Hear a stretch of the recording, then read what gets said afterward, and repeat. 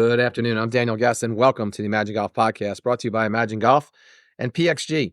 You can go to our site, imaginegolf.com, to see all of our offerings, including our free drills, our practice plans, our golf ebooks and videos, and soon a new golf book that we're releasing this fall. Or to book a lesson with me at our state-of-the-art studio right outside of Philadelphia, or virtually through our partner, thegolfliveapp.com. And you could sign up for our free tips and videos that go out once a week, every week, by simply dropping us your email. Well, you know what today is? Today is 4-minute Friday. 4 left for me. I'm still hooking the ball a little bit. Not so bad that it's like off the fairway, but it's definitely hooking more than I wanted to.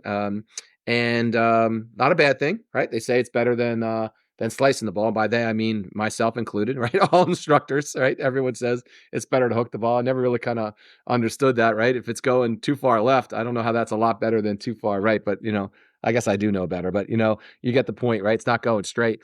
But look, this podcast is like every other podcast that we do. It comes from our students, if you would, right? And by the way, we're approaching 5,000 students. But on Fridays, we do 4-minute Friday, where we talk about something that's going to impact your game. There's something you can take to the field, or take to the field. I've been watching too much football. Take to the course right away. And implement immediately without really changing a whole lot. And we do that in 4 minutes or less starting now, right?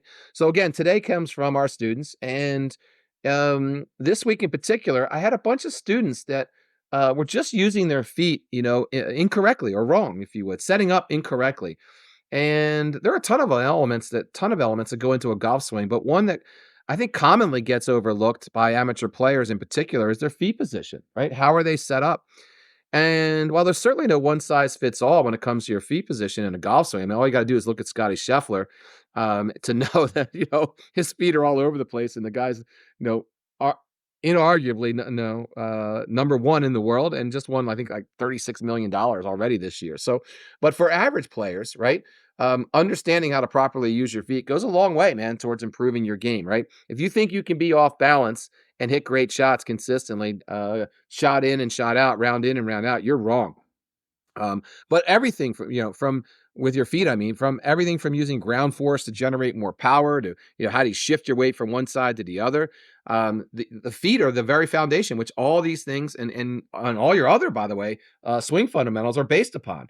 And like I said, man, if you're off balance, as you're coming through impact, you're not going to hit it flush. Even if you think you hit a great shot, it could have been better. So, look, using your feet in general has always been a big part of my golf swing.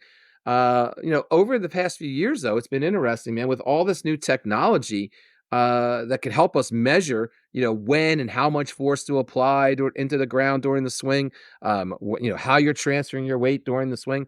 That is really, put a bullseye, or not a bullseye, but has really illuminated, is what I was looking for, even more on the value of your feet during the swing, right? The technology as an instructor, by the way, lets me see exactly what's going on. And I can absolutely point the students and coach the students in a better direction towards athleticism and towards efficiencies. Everything we do at Imagine is trying to increase efficiencies, right? So if your feet are not operating in an efficient manner, well, then just when you say that out loud, your swing's not either, right? So here are the top 3 things I see and what we should do about it, right? The first is some sort of foot flare, right? Too much, too little, improper, whatever, right? But many golfers most I should say, either have too much foot flare in their feet or not quite enough, right? So, and a lot of them don't even know why they're doing it, right? Like I'll say this, especially new students. I'm looking at their setup, and I'm like, "Hey, man, what's up with your feet? What are you doing? Why are you doing what you're doing?" Right? And they don't even know, right? I don't know, man. That's the way I've always done it, or I saw a video, or I read Ben Hogan's book, or whatever, and yada yada yada. But I think while a lot of people like to flare their feet, and there's nothing wrong with it, by the way, especially the lead foot, right? And when it comes to the Ben Hogan book, right? I think, what's the number, like 40 million people, right, read that book in 20-year period and it flared their foot or something like that, right? So if you're flaring your lead foot to help with rotation, there's nothing wrong with that. That's actually great. But if you're doing so to create more club head speed, you may not want to do that, right? Because once you flare that foot, you cannot use the ground as much as you thought you could, right? So, and we need to get vertical, meaning we need to get, if you're jumping straight up in the air, which is vertical, you wouldn't flare your front foot to do so. It feels awkward, right? So if you're trying to hit the ball farther, right, and try to generate more club head speed, I don't know that flaring that left foot is actually going to help you, right? It may help you rotate more, but it may not actually do anything as far as distance and club head speed. So we got to think about that, right? We got to have the proper foot flare for the swing that you're presenting at that given time, right? So what that means to you, look, if you flared your foot 10 years ago and you played great golf, but you're 10 years older and you're like me, you're 20 pounds heavier, right? It's probably not the ideal stance for you, right? So reconsider it. All right. Number two, stop starting at 50-50 weight distribution at a dress, right? With a lot of new golfers, people that are brand new to the sport, that's what we start with, 50-50. But as someone gets better, we start moving the weight more forward, right? Better golfers, almost if you just look at any of the greatest ball strikers or any top professionals in the sport, they start with at least 55% of the pressure on their lead foot before they're even taking the club back. This helps them get the movement started to the back foot on the takeaway. And then when they get to the pressure on the back foot properly, it's easier to get back to your lead foot at the correct time on the downswing. And what this leads to is improved contact and, again, more club head speed, right? Everything in the game today, and it always was actually, but now we can measure it. Everything in the game today is about club head speed, right? So work on starting with, let's call it 55-45, and then when you practice, let's put 60% of the weight on your lead foot, and then take your backswing and hit your shot. I think you'll be amazed, right? They'll be crisper, you'll compress the ball a little bit more, the dispersion pattern will be a little bit tighter, and it leads to a more efficient golf swing, which at the end of the day, that's really all we're going for, right? So that's number two. Stop starting at 50-50. And then number three, know when the weight shift, if you would, or the shift, it's not just a weight shift, but the shift in your golf swing actually starts. I think most people think that the pressure shift, or we call it pressure shift, but weight shift, starts towards the lead foot at the top of the backswing. But when you think about it, it really should start much, much earlier, right? Golfers should start to recenter themselves or start moving the pressure towards the target around the same time when your lead arm is parallel to the ground or moving up, right? So that's a lot different than being at the top of the backswing.